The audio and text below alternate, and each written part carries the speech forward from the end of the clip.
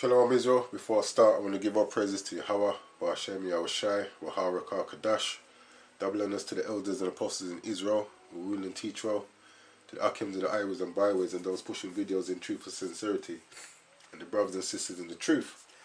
Now this is the article I came across, which I want to quickly go through, and it says, FBI investigates alleged attempted lynching of black civil rights activists. Now this article, it says, is about 10 hours old.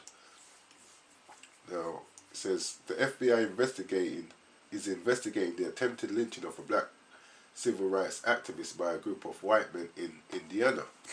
So I just want to quickly play the video and then I'll read the article.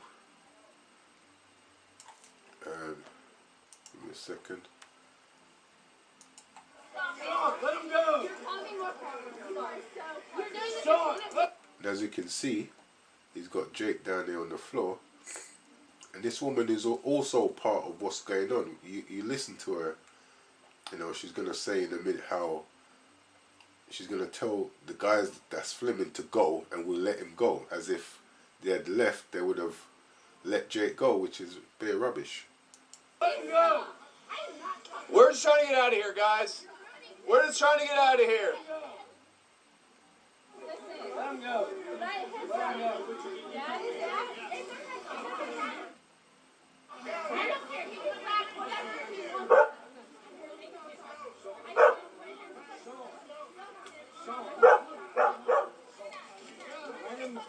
Let him go, dude.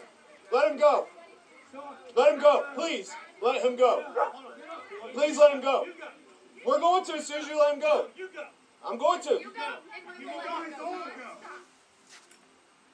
Let him go. Get your phone out here and go. Let him Shake go. your head at me Let him and go. So that's the end of that. Yeah, so let's go back to this article here. That's the brother there that they had. It says Vox Booker, who is a member of the Monroe County Human Rights Commission, claims the men pinned him against a tree before beating him, and one shouted at the others to get a noose. Yeah. So it says onlookers, including his friends, all of whom were white, filmed the incident and shouted, "Let him go!" But one of the men shouted back, "You get out of here, leave the boy with us." In a social media post on Friday, Mr. Booker said, "Some moments I feel like myself again until I wake from nightmares drenched in sweat during the middle of the night." He wrote about the 4th of July confrontation on his Facebook page, which he said took place at Lake Monroe near Bloomington, where he and his friends had decided to watch the lunar eclipse rather than celebrate Independence Day. It says, on their way to a park, a man wearing a cap emblazoned with a Confederate flag accused them of trespassing on private property, he said. They told him they believed event organizers had received permission to cross the area, but apologized and warned others to use a public beach to get to the site to avoid conflict. They later discovered it had been blocked off by a group, and that's probably the group.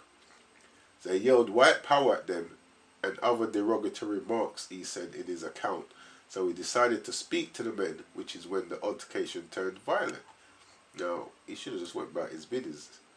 Says the 36-year-old said he suffered concussion as well as cuts and bruises.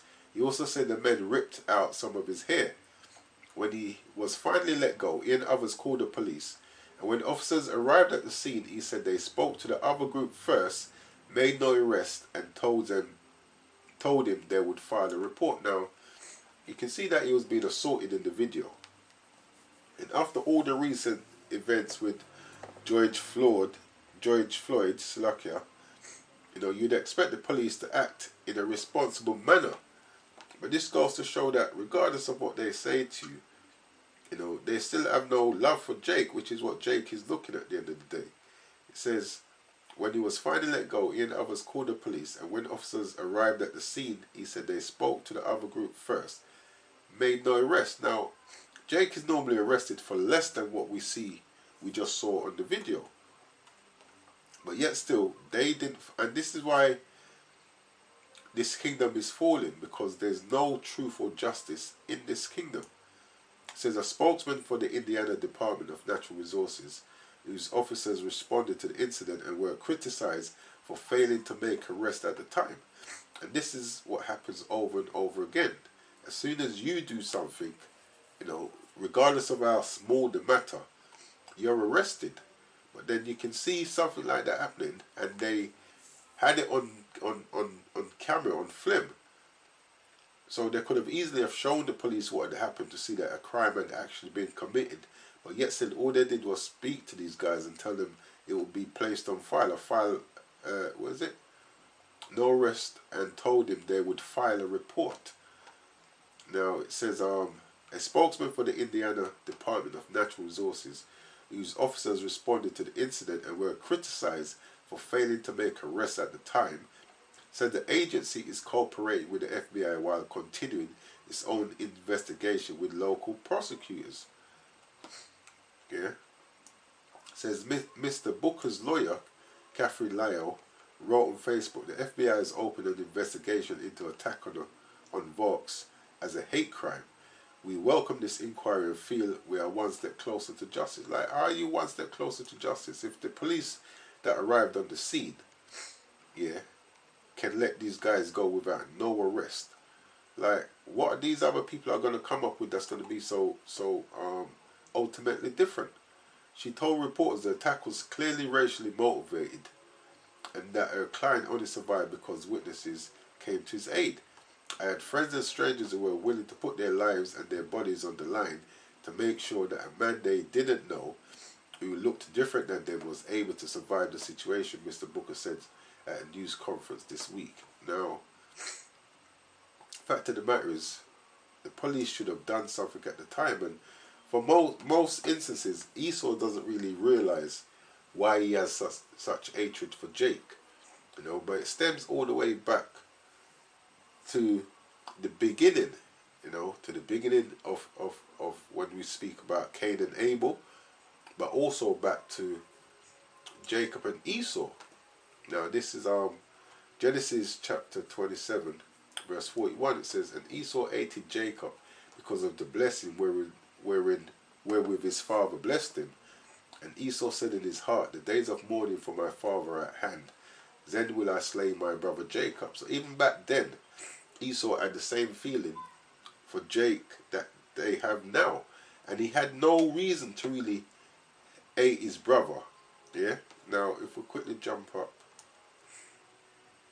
to verse 36. It says, and he said, is not he rightly named Jacob? So this is after Jacob had received the blessing, and Esau coming looking to get a blessing, but was told that his brother had already received the blessing. So he said, and he said, is not he rightly named Jacob? For he has supplanted me these 2 times. He took away my birthright, and behold, now he has taken away my blessing. And he said, hast thou not reserved a blessing for me? So he said he took away my birthright. And this is why, him going back then, Esau wasn't able of being honest or morally sound. Now I said he took away his birthright. Now let's see if that is actually the case. It is Genesis chapter 25 verse 30. And Esau said to Jacob, feed me, I pray thee, with that same red pottage, for I am faint. Therefore was his name called Edom. And Jacob said, sell me this day thy birthright. So he said, sell me your birthright. And Esau said, behold, I am at the point to die, and what profit is this birthright to me? So at that moment in time, he didn't have no care at all for his birthright. And Jacob said, swear to me this day. And he swore unto him, and he sold. So what did Esau say here? It says, he took away my birthright. Now, how did he take away his birthright if you sold it to him? Yeah, it says, and Jacob said, swear to me this day. And he swore unto him, and he sold his birthright unto Jacob. Then Jacob gave Esau bread and pottage of lentils, and he did eat and drink, and rose up, and went his way. Thus Esau despised his birthright. So the scriptures let you know that Esau despised his birthright. Yeah, he didn't think it of any profit to him. But yet still, being the devil he is, he says he took away my birthright. Now, let's go back here a sec. It says, he swear unto me this day, and he swear unto him. So let's go here. See what this word is. Swear. Let's see what it is that Esau did. Where's my phone? Give me a second. Strong's H 7650. Shaver. Shaver. So it says to swear, adjure, sworn, to swear, take an oath. Yeah? It says to cause to take an oath. And this is what Esau did. When he swore, he took an oath that he didn't want that birthright, that he was selling it to Jacob. Now the scripture lets you know in Ecclesiastes 5 and 4 that you should make an oath and not keep it. And this is what Esau intended to do. Yeah? To make an oath and not keep it. And then he wants to get upset when he doesn't get the birthright, and then on top of it he looks to kill Jake. And this is why today Edomites has it in their spirit to kill you, and they don't even know why they feel like that. But it goes back to the fact that they had lost the birthright. Their forefather sold the birthright, and in their spirit, you know, that hatred is still there. So this is Genesis 27:42. And these words of Esau, her elder son, were told to Rebekah. And she sent and called Jacob her younger son, and said unto him, Behold, thy brother Esau, as touching thee, does comfort himself, purposing to kill thee. And even to this day, Esau does the same thing. As we saw in that video, there was no real reason for them to do or try to do what they were trying to do, other than the spirit that was in their forefather back then has been passed down to them, and it's coming down through generations. This is 1 John 3 and 10. It says, In this the children of God are manifest, and the children of the devil. Whosoever doeth not righteousness is not of the Most High, neither he that loveth not his brother. And you can see, even going back to Jacob and Esau, Esau hated his brother. Yeah? Just because of the birthright, something that Salakia, that the scriptures lets us know that he sold and despised. Yeah? He didn't respect the birthright. The only time he respected it is when he realized that he had lost it, and he heard the blessing that we received for having that birthright. But all of that was set up in the spirit anyway. But like I said, that spirit that's in them is the spirit that goes back all the way to the beginning, back to Jacob and Esau, and even further back to Cain and Abel. Now this is that incident here. This is Genesis chapter 4 and 1. Actually, I start 3. And in process of time came to pass that Cain brought of the fruit of the ground an offering unto the Lord. And Abel, he also brought of the firstlings of his flock and of the fat thereof. And the Lord had respect unto Abel and to his offering. It says, But unto Cain and to his offering he had not respect. And Cain was very wroth, and his countenance fell. So, you know, he brought the wrong offering in the first place. And he was upset. But you're going to see that he was actually upset with his brother, just because the Most High took favor to the offering that Abel offered.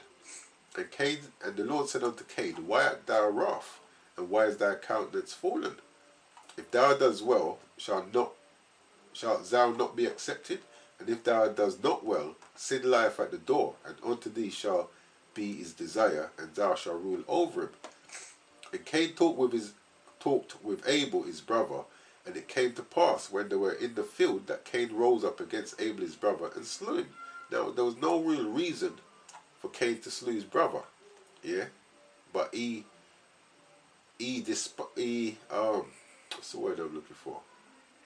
He hated his brother. That's the only way I can put it. He hated his brother just because the Lord had respect unto his offering. And in like manner here, you know, this is hatred that Esau is showing for Jake. Why? Because their forefather sold the blessing. And that spirit that was in the forefather, that was in Cain, passed down to Esau, and that spirit is in their descendants today. Now this is 1 Corinthians chapter 14 verse 32. It says, and the spirits of the prophets are subject to the prophets. So just like how the prophets back then, the spirit that was in them is in brothers today. You know, we don't know who those prophets are, but they're back today. Their spirits are back today. It's the same way with the spirits of the wicked. The spirits of the wicked are subject to the wicked. You know, and this is why that hatred for Jake has come down through the generations. You know, the scriptures lets us know in Amos 1:11 that they've got a perpetual hatred. Yeah, that's a continual hatred that's passed down throughout the generations. You know, it stems from Cain, passed down to Esau, and through his descendants. And this is why, you know, Esau could be coming in from a good night out, you know, had the best night of his life, sees Jake, and then, you know, wants to perpetrate violence against Jake for no good reason that you can think of looking at the situation. But when you know the history behind it, you know, in their spirit they are still upset for selling that birthright, you know. But the scripture lets us know that they despised it. But the fact of the matter is, the spirits of the wicked are subject to the wicked, just like the spirits of the prophets are subject to the prophets. And this is why Esau does the things that he does today. Yeah, so with that, I'm going to close out. I'm going to give our praises to Yahweh, Ba'ashem Yahushai, Wahara Kakadash, Kwam Yasha Allah.